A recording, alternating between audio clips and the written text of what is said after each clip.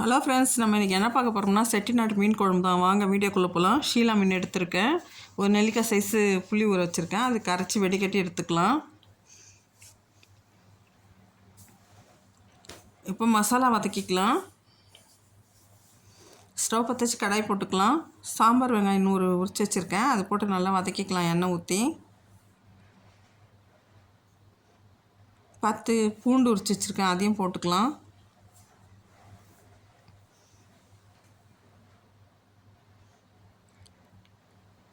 ரெண்டு தக்காளி வதக்கிக்கலாம். கட் பண்ணி போட்டிருக்கேன்.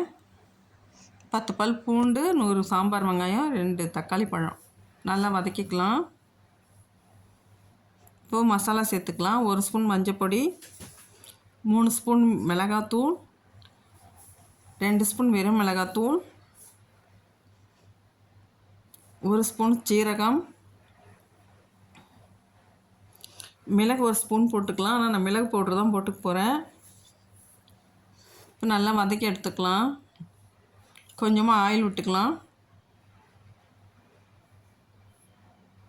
பெப்பர் 1 ஸ்பூன் போட்டுக்கிறேன். இப்போ நல்லா வதக்கி எடுத்தாச்சு. ஜாரில் போட்டுக்கலாம். நல்லா ஆறட்டும். ஆறினோன்னு அரைச்சி எடுத்துக்கலாம். இப்போ ஸ்டவ் பற்ற வச்சு கடாய் போட்டுக்கலாம். கடாயில் எண்ணெய் ஊற்றிக்கலாம். கடுகு உளுத்தம்பருப்பு போட்டுக்கலாம். பருப்பு, கொஞ்சம் வெந்தயம், கொஞ்சோண்டு மிளகு சீரகம் போட்டு தாளிச்சிடலாம். இப்போ வெங்காயம் போட்டு வதக்கிக்கலாம். கொஞ்சம் கருவேப்பிலையும் போட்டுக்கலாம். 2 தக்காளி பழம் கட் பண்ணி வச்சுருக்கேன். அதையும் போட்டு வதக்கி எடுத்துக்கலாம். இப்போ நல்லா வதங்கட்டும். பூண்டு ஒரு 10 பல் போட்டிருக்கேன். அதையும் போட்டு வதக்கிக்கலாம். லைட்டாக நசுக்கி போட்டாலும் நல்லாயிருக்கும். நான் அப்படியே போட்டிருக்கேன்.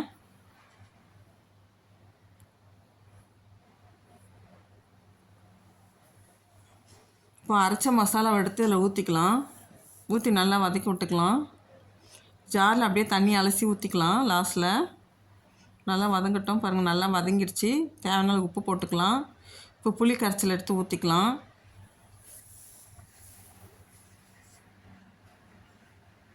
பாருங்கள், சூப்பராக வதங்கிடுச்சு. எண்ணெய் பிரியுது பாருங்கள். இப்போ குழம்பு எடுத்து ஊற்றிக்கலாம். நம்ம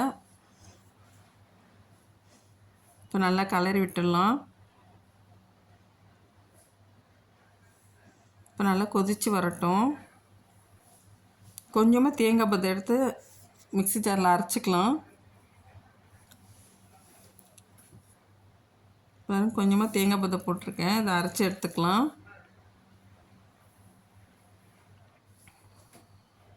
இப்போ குழம்பு நல்லா கொதிக்குது.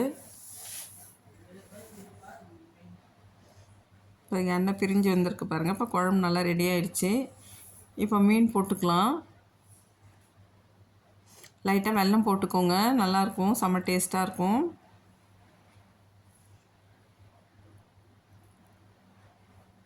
இப்போ மீனெல்லாம் போட்டாச்சு. ஒரே ஒரு கொதி வரட்டும்.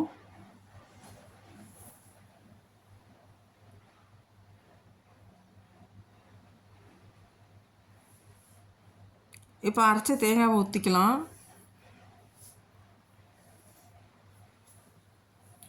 அரைச்சி தேங்காய் ஊற்றி ஒரே ஒரு கொதி வரட்டும். ரொம்ப கலர்னால் மீன் உடஞ்சிரும். சும்மா லைட்டாக கலரி விடுங்க.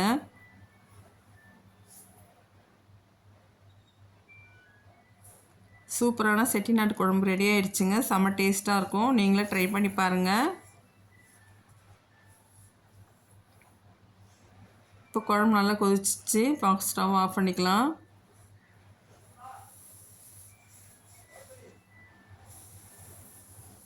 இந்த வீடியோ உங்களுக்கு பிடிச்சிருந்தா லைக் பண்ணுங்கள், சப்ஸ்கிரைப் பண்ணுங்கள், கமெண்ட் பண்ணுங்கள்.